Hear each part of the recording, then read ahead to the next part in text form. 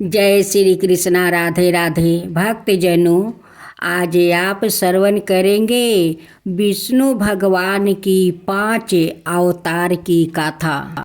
प्राचीन काल में सत्यव्रत नाम के एक राजा थे। वो बड़े ही उदार और भगवान के परम भक्त थे।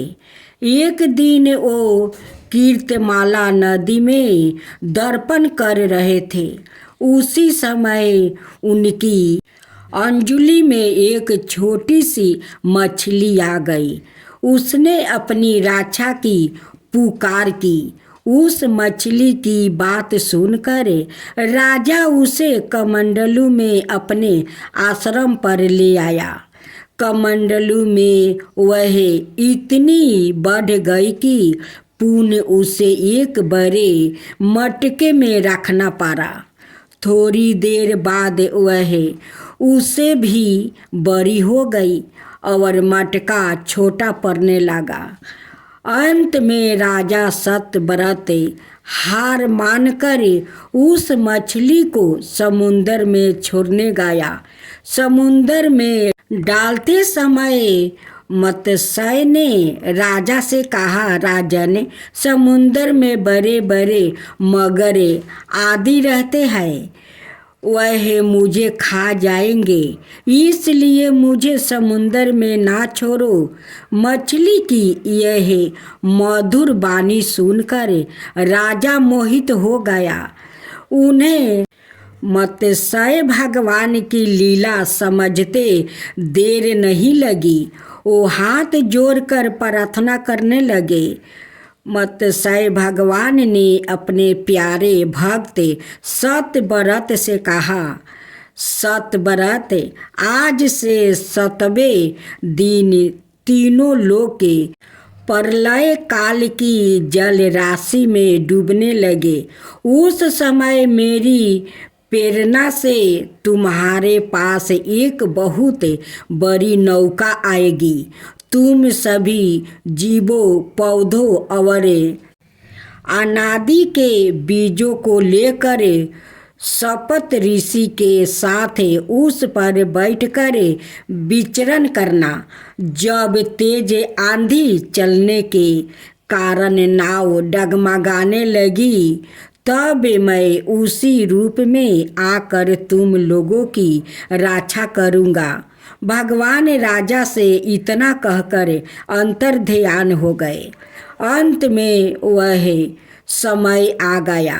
राजा सत्यव्रत के देखते ही देखते सारी पृथ्वी पानी में डूबने लगी। राजा ने भगवान की बात याद की। उन्होंने देखा कि नाव भी आ गई है। वह बीजों को लेकर शपथ ऋषि के साथ तुरंत नाव पर सवार हो गए। शपथ ऋषियों की आज्ञा से राजा ने भगवान का ध्यान किया। उसी समय उस महान समुंदर में मत्स्य के रूप में भगवान प्रकट हुआ।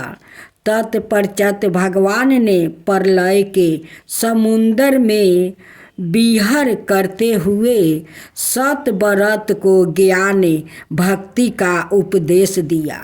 हयग्रीव नाम का एक राक्षस था। वह ब्रह्मा के मुख से निकले हुए वेदों को चुरा कर पाताल में छिपा हुआ था।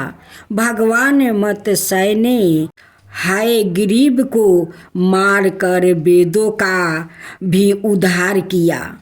समस्त जगत के परम कारण मत्स्य भगवान को हम सब नमस्कार करते हैं। अब कच्छपा अवतार की कथा। पुराने समय की बात है। देवताओं और राक्षसों में आपसी मतभेद के कारण शत्रुता बढ़ गई। आए दिन दोनों पक्षों में लड़ाई होती रहती थी। एक दिन राक्षसों के आक्रमण से सभी देवता भयभीत हो गया। वह भागते भागते ब्रह्मा जी के पास गया। वर्मा जी की राय से सभी लोग जगत गुरु की शरण में जाकर प्रार्थना करने लगा। देवताओं की प्रार्थना से प्रसन्न होकर भगवान ने कहा, देवताओं, तुम लोग दानव राज बलि से प्रेम पूर्वक मिलो, उनको ही अपना नेता मानकर समुद्र मंथन की तैयारी करो। समुद्र मंथन के अंत में अमृत निकलेगा, उसे पीकर तुम लोग अमर हो जाओगे। यह कहकर भगवान अंतर्ध्यान हो गए। इसके बाद देवताओं ने बलि को नेता मानकर वासुकी नागों की रस्सी और मंदराचल को मथनी बनाकर समुद्र मंथन शुरू किया। परंतु जैसे ही मंथन शुरू हुआ कि मंदराचल ही समुद्र में डूबने लगा। सभी लोग परेशान हो गया। अंत में निराश होकर लोगों ने भगवान का सहारा लिया। भगवान तो सब जानते ही थे। उन्होंने हंस कर कहा, सब कार्यों के आरंभ में गणेश जी की पूजा करनी चाहिए। बिना उनकी पूजा के कार्य सिद्ध नहीं होता। यह सुनकर वो लोग गणेश जी की पूजा करने लगा। उधर गणेश जी की पूजा हो रही थी, इधर लीलाधारी भगवान ने कच्छप रूप धारण करे मंदराचल को अपनी पीठ पर उठा लिया। तत्पश्चात समुद्र मंथन शुरू हुआ। मथते मथते बहुत देर हो गई, अमृत ना निकला। तब भगवान ने सहस्त्र बहु होकर सवाए ही दोनों तरफ से मंथना आरंभ किया। उसी समय हालाहल विष निकला, जिसे पीकर भगवान शिव नीलकंठ कहलाए। इसी प्रकार कामधेनु ऊंचे सवार नाम का घोड़ा, ऐरावत हाथी, कोष्टु भामिनी, कल्प वृक्ष, अप्सराएं, भगवती लक्ष्मी, वरुणी, धनुष, चंद्रमा, शंख, धन्वंतरी और अंत में अमृत निकला। अमृत के लिए देवता और दानवों दोनों झगड़ने लगे। तब भगवान ने अपनी लीला से अमृत देवताओं को ही दिया। अमृत पीकर देवता लोग अमर हो गया। वह युद्ध में विजय हुआ। विजयी देवता बार बार कच्छप भगवान की स्तुति करने लगा। उनकी स्तुति प्रसन्न होकर भगवान ने कहा, देवताओं, जो लोग भगवान के आश्रित होकर कर्म करते हैं वो ही देवता कहलाते हैं। उन्हें ही सच्ची सुख, शांति और अमृत या अमृत तत्व की प्राप्ति होती है। किंतु जो अभिमान के सहारे कर्म करते हैं उन्हें कभी भी अमृत की प्राप्ति नहीं हो सकती। यह कहकर भगवान कच्छप अंतर्ध्यान हो गए। भक्तों के परम हितैषी कच्छप भगवान को हम सब नमस्कार करते हैं। अब 12 अवतार की कथा। अनंत भगवान ने प्रलय के जल में डूबी हुई पृथ्वी का उद्धार करने के लिए 12 शरीर धारण किया। कहा जाता है कि एक दिन स्वयंभू मनु ने बड़ी नर्मता से हाथ जोड़कर अपने पिता ब्रह्मा जी से कहा, पिताजी, एकमात्र आप ही समस्त जीवों के जन्मदाता है। आप ही जीवों का प्रदान करने वाले भी हैं। हम आपको नमस्कार करते हैं। हमें ऐसा कौन सा कर्म करे जिससे आपकी सेवा बन सके। हमें सेवा करने की आज्ञा दीजिए। मनु की बात सुनकर ब्रह्मा जी ने कहा, पुत्रा, तुम्हारा कल्याण हो। मैं तुमसे बहुत प्रसन्न हूँ क्योंकि तुमने मुझसे आज्ञा मांगी है और आत्म समर्थन किया है। पुत्र को अपने पिता की ऐसी रूप में पूजा करनी चाहिए। उन्हें अपने पिता की आज्ञा का आदर पूर्वक पालन करना चाहिए। तुम धर्म पूर्वक पृथ्वी का पालन करो। आज्ञा द्वारा श्री हरि की आराधना करो।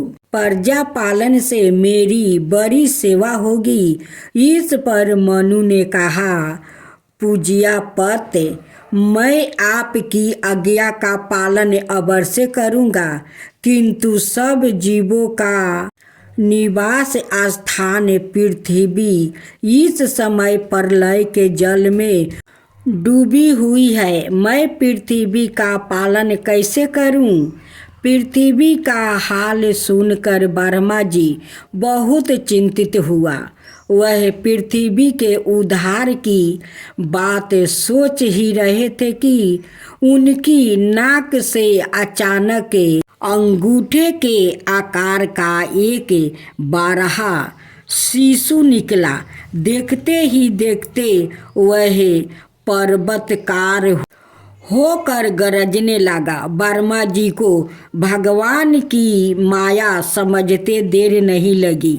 भगवान की घुराहट सुनकर वह उनकी स्तुति करने लगा। ब्रह्मा जी की स्तुति से बारहा भगवान प्रसन्न हुए। वह जगत कल्याण के लिए जल में घुस गए।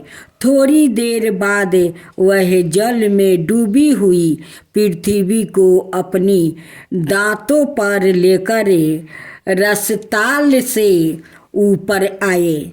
उनके मार्ग में विघ्न डालने के लिए महापराक्रमी हिरणाक्ष ने जल के भीतर ही उन पर गदा से आक्रमण किया। इससे उनका क्रोध चक्कर के समान क्षीण हो गया। उन्होंने उसे लीला से ही इस प्रकार मार डाला जैसे सिंह हाथी को मार डालता है। जल से बाहर निकले हुए भगवान को देखकर ब्रह्मा आदि देवता हाथ जोड़कर उनकी स्तुति करने लगे। इससे प्रसन्न होकर बारहा भगवान ने अपने खूरों से जल को रोक कर उस पर पृथ्वी को स्थापित कर दिया। पृथ्वी का उद्धार करने वाले बारहा भगवान को हम सब नमस्कार करते हैं। अब नरसिंह अवतार की कथा। हिरणाक्ष के वध से उसका भाई हिरण्यकशिपु बहुत दुखी हुआ। वह भगवान का घोर विरोधी बन गया। उसने अजय बनने की भावना से कठोर तप किया। उससे देवता, मनुष्य या पशु आदि से ना मरने का वो वरदान मिला। वरदान पाकर वह अजय हो गया। हिरण्यकशिपु का शासन इतना कठोर था कि देव दानव सभी उसके चरणों की वंदना करते रहते थे। भगवान की पूजा करने वालों को वह कठोर दंड देता था। उसके शासन में सब लोग के और परलोक के घबराए। जब उन्हें और कोई सहारा ना मिला तब वह भगवान की प्रार्थना करने लगे।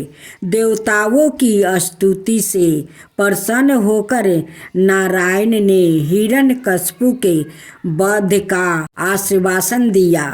दैत्यराज का अत्याचार दिनों दिन बढ़ता ही गया। यहाँ तक कि वह अपने ही पुत्र प्रहलाद को भगवान का नाम लेने के कारण तरह तरह का कष्ट देने लगा। प्रहलाद बचपन से ही खेल कूद में छोड़कर भगवान के ध्यान में तन्मय हो जाया करता था। वो भगवान के परम प्रेमी भक्त थे। वो समय समय पर असुर बालकों को धर्म का उपदेश देते रहते थे। असुर बालकों को उपदेश देने की बात सुनकर हिरण्यकशिपु बहुत क्रोधित हुआ। उन्होंने प्रहलाद को दरबार में बुलाया। प्रहलाद जी बड़ी नम्रता से हाथ जोड़कर चुपचाप दैत्यराज के सामने खड़े हो गए। उन्हें देखकर दैत्यराज ने डांटते हुए कहा, मूर्ख, तू बड़ा हुंड हो गया है। तूने किसके बल बूते पर निडर की तरह मेरी आज्ञा का विरोध काम किया है। इस पर प्रहलाद ने कहा, पिताजी, 12 से लेकर 3 तक सब छोटे बड़े चर आचार जीवों को भगवान ने ही अपने बस में कर रखा है। वही परमेश्वर ही अपनी शक्तियों के द्वारा इस विश्वास की रचा है और संहार करते हैं। आप अपना यह असुर भाव छोड़ दीजिए। अपने मन को सबसे प्रति उदार बनाइए। प्रहलाद की बात को सुनकर हिरण्यकशिपु शरीर क्रोध के मारे थर थर कांपने लगा। उसने प्रहलाद से कहा, रे मंदबुद्धि, तेरे बहकाने की अब हद हो गई है। यदि तेरा भगवान हर जगह है तो बता, इस खंभे में क्यों नहीं दिखता। यह कहकर क्रोध से तमतमाया हुआ वह सवाए तलवार लेकर सिंहासन से कूद पड़ा। उसने बड़े जोर से उस खंभों को एक घूंसा मारा। उसी समय उस खंभे के भीतर से नरसिंह भगवान प्रकट हुआ। उनका आधा शरीर सिंह का और आधा मनुष्य के रूप में था। क्षण मात्रा में ही लीलाधारी नरसिंह भगवान ने हिरण्यकशिपु की जीवन लीला समाप्त कर दी। अपने प्रिय भक्त प्रहलाद की रक्षा की सबर व्यापक नरसिंह भगवान को हम सब नमस्कार करते हैं। अब वामन अवतार की कथा। एक समय की बात है, युद्ध में इंद्र से हार कर दैत्यराज बलि गुरु शुक्राचार्य की शरण में गया। शुक्राचार्य ने उनके अंदर देव भाव जगाया। कुछ समय बाद गुरु कृपा से बलि ने स्वर्ग पर अधिकार कर लिया। प्रभु की महिमा कितनी विचित्र है कि कल का देवराज इंद्र आज भिखारी हो गया। वह दर दर भटकने लगा। अंत में अपनी माता अदिति की शरण में गया। इंद्र की दशा देखकर माँ का हृदय फाटने लगा। अपने पुत्र के दुख से दुखी अदिति ने पयो व्रत का अनुष्ठान किया। व्रत के अंतिम दिन भगवान ने प्रकट होकर अदिति से कहा, देवी, चिंता मत करो, मैं तुम्हारे पुत्र रूप में जन्म लूँगा। इंद्र का छोटा भाई बनकर उनका कल्याण करूँगा।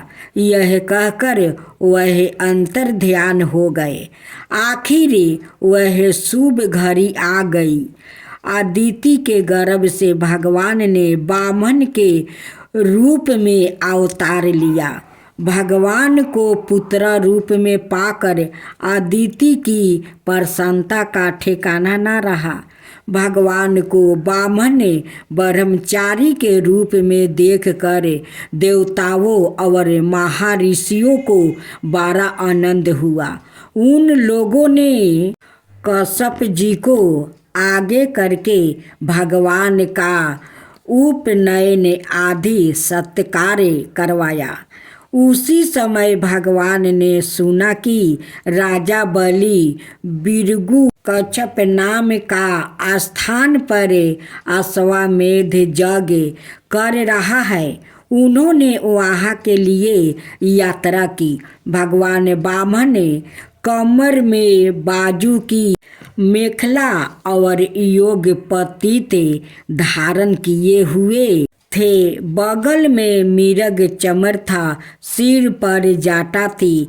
इसी प्रकार बेने ब्राह्मण के भेष में अपनी माया से ब्रह्मचारी बने हुए भगवान ने बलि के यज्ञ मंडप में प्रवेश किया। उन्होंने देखकर बलि का हृदय गदगद हो गया। उन्होंने भगवान को एक उत्तम आसन दिया। बलि ने नाना प्रकार से वामन की पूजा की। उसके बाद बलि ने प्रभु से कुछ मांगने का अनुरोध किया। उन्होंने 3 पग भूमि मांगी। शुक्राचार्य प्रभु की लीला समझ रहे थे। उन्होंने दान देने से बलि को मना किया। बलि ने नहीं माना। उसने संकल्प लेने के लिए जल पात्रा उठाया।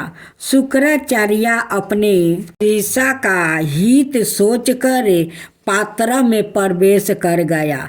जल गिरने का रास्ता रोक गया। भगवान ने एक कुसा उठाकर पात्रा का छेद में डाल दिया। उनकी एक आंखें फूट गई। संकल्प पूरा होते ही भगवान वामन ने एक पग में पृथ्वी और दूसरे स्वर्ग नाप लिया। तीसरे पग में बलि ने अपने आप को ही सौंप दिया। बलि के इस संपूर्ण भाव से भगवान प्रसन्न हुआ। उन्होंने उसे सुतल लोक का राज्य दे दिया। इंद्र को स्वर्ग का स्वामी बना दिया। कहा जाता है कि भगवान वामन द्वारपाल के रूप में राजा बलि को और उपेंद्र के रूप में इंद्र को नृत्य दर्शन देते हैं। परम दयालु वामन भगवान को हम सब नमस्कार करते हैं।